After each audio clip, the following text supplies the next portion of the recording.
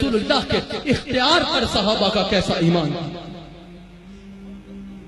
سرکار ایک مقام پر تھے سفر پہ، پانی ختم ہو گیا،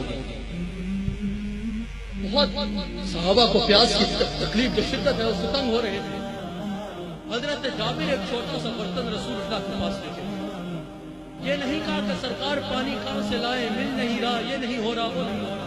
کہا یا رسول اللہ پانی ختم ہو گیا ہے، پانی چاہیے.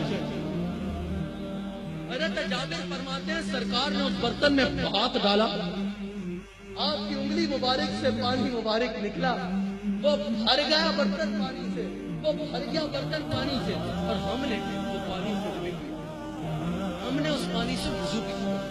ہمارے جانور بھی سیراب ہو گئے لیکن پانی ویسے کا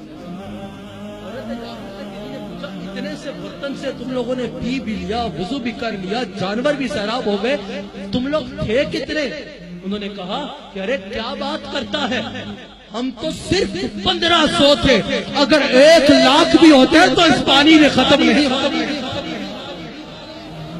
یہ عقیدہ ہے صحابہ کا کہ ان کے ہاتھ میں ہر کلچی ہے، ان کے ہاتھ میں ہر کلچی ہے، ان کے ہاتھ میں ہر کلچی ہے، ان کے ہاتھ میں ہر کلچی ہے، مالک ترک ہے